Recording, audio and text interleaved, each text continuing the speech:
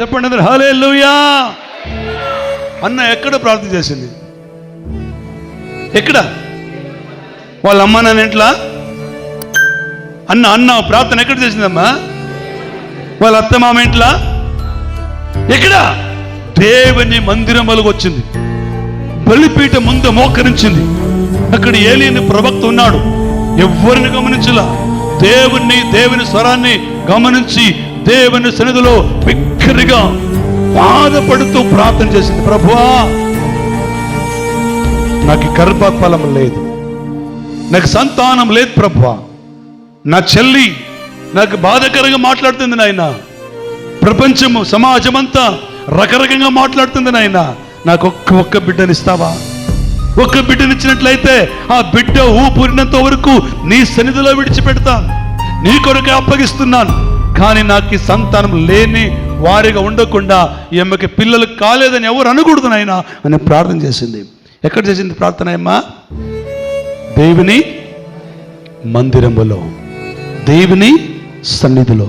ఆమె ఎలా వచ్చింది తెలుಸಾ? ಸಾಮ್ಯೇಲನ ಬರೆದ ಪುಸ್ತಕದಲ್ಲಿ ಹೆಂಗ್ ಬಂದ್ಲು ಗೊತ್ತಾ? ಬಹು ದುಃಖ ಕ್ರಾಂತಳಾಗಿ ಬಂದಳು. ದೇವಾಲಯಕ್ಕೆ ಬರುವಾಗ, ದೇವರ ಮಂದಿರಕ್ಕೆ ಬರುವಾಗ ದುಃಖಕ್ರಾಂತಳಾಗಿ ಭಯಭಕ್ತುಳ್ಳವಳಾಗಿ ನಡುಗುತ್ತಾ ಭಯಪಡುತ್ತಾ ಬಂದು ಪ್ರಾರ್ಥನೆ ಮಾಡಿದಳು.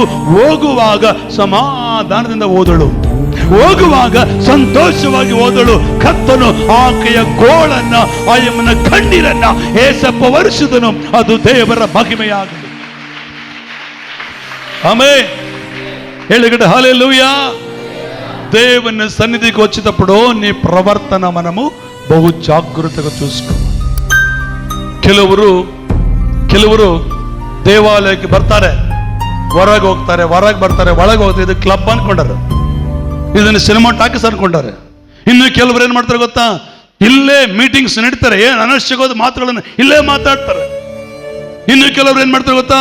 ಇಲ್ಲಿ ಬಂದು ಚೆನ್ನಾಗಿ ನಿದ್ರೆ ಮಾಡ್ತಾರೆ, ಇಲ್ಲಿ ಬಂದು ಕೆಲವರು ಡಿಸ್ಕಸ್ ಮಾಡ್ತಾರೆ. ಇದು ಡಿಸ್ಕಸ್ ಮಾಡೋ ಸ್ಥಳವಲ್ಲ, ನಿದ್ರೆ ಮಾಡೋ ಸ್ಥಳವಲ್ಲ, ಒಳಗೆ ಹೋಗುವ ಸ್ಥಳವಲ್ಲ. ದೇವರ ಸ್ವರವನ್ನ ಕೇಳಿಸ್ಕೊಳ್ಳೋ ಸ್ವರ, ದೇವರ ಮಂದಿರದಲ್ಲಿ ದೇವರನ್ನು ಕೂಗುವ ಸ್ಥಳ. ಹಲ್ಲೆಲೂಯಾ. ನಿನ್ನ ಜೀವನದಲ್ಲಿ ಯಾಕೆ ಕಷ್ಟ ತೀರ್ತಾ ಇಲ್ಲ? ಯಾಕೆ ಗೊತ್ತಾ? ನೀನು ದೇವಾಲಯಕ್ಕೆ ಬರುವಾಗ ಇಲ್ಲಿ ಯಾರಿದ್ದಾರೆ ಅಂತ ಬರ್ಬೇಕು? ಪಾಸ್ಟರ್ ದೇವೇಂದ್ರ ಅಂತ ಬರಬೇಡಿ. ದೇವೇಂದ್ರ ಅಲ್ಲ, ದೇವರಲ್ಲಿದ್ದಾನೆ. ಏಸಪ್ಪ ಇಲ್ಲಿದ್ದಾನೆ. ನನ್ನ కన్నీరు ఏసప్ప వరుస్తానే. ఇక్కడ పాస్ట్ ఉండరని రావద్దు. దేవుడు ఉన్నాడని రా. దేవుడు నా కన్నీరు తుడుస్తాడని రా. దేవుడు నా బాధని విడిపిస్తాడని రా. అప్పుడు నీ బాధని యేసయ్య విడిపిస్తాడు. నీకుండ ఇబ్బందుల నుంచి దేవుడు బయటికి తీసుకొస్తాడు. ఆమేన్. హల్లెలూయా. దేవుని వాక్యములో రాయబడిన మాట ఏంటంటే, ఇంకొంచెం చదువుకుందాం ఆ మాట. 5వ వచనం, 5వ అధ్యాయం. నీవు దేవుని మందిరానికి వచ్చినప్పుడు నీ ಪ್ರವರ್ತನ ಜಾಗೃತಿ చూసుకోను. ಕನ್ನಡದಲ್ಲಿ ದೇವಸ್ಥಾನಕ್ಕೆ ಹೋಗುವಾಗ ನಿನ್ನ ಹೆಜ್ಜೆಯನ್ನು ಗಮನಿಸು. ನೀನು ಎಲ್ಲಿ ಹೋಗ್ತಾ ಇದೀಯಾ? ಏನ್ ಮಾಡ್ತಾ ಇದೀಯಾ? ಎಲ್ಲಿ ಹೋಗ್ತಾ ಇರೋದು?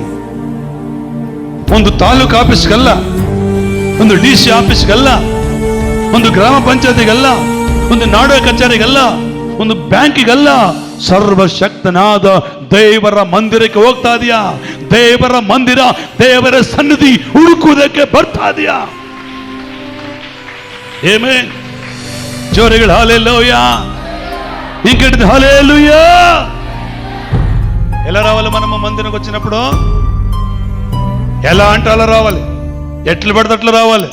ಹೆಂಗಂದ್ರಂಗೆ ಬರಬೇಕು. ಕಣ್ಣು ಮುಚ್ಕೊಂಡು ಹೊರಗೆ ತಿರುಗಾಡ್ತಿರ್ಬೇಕು.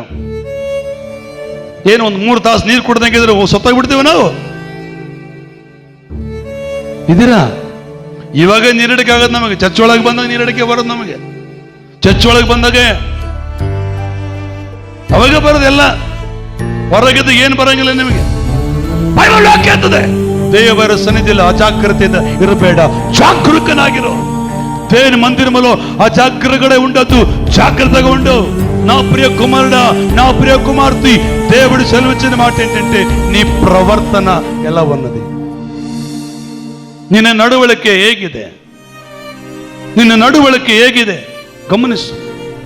ಹೆಂಗೆ ಅಂದ್ರೆ ನನಗೆ ಬರಬೇಡ, ಇಷ್ಟ ಬಂದಂಗೆ ಇರಬೇಡ. ಇದು ದೇವರ ಸನ್ನಿಧಿ. ಇಬ್ಬರಿದ್ದೀರೋ, ಮೂವರಿದ್ದೀರೋ, 10 ಜನ ಇದ್ದೀರೋ, 1000 ಜನ ಇದ್ದೀರೋ, ಅದಲ್ಲ ಯೇಸು ಸ್ವಾಮಿ ಎಲ್ಲಿ 2 3 ಕೂಡಿ ಒಂದು ಮನಸ್ಸುಳ್ಳವರಾಗಿ ಇರ್ತಾರೋ ಅಲ್ಲಿಗೆ ನಾನು ಬರ್ತೇನೆ.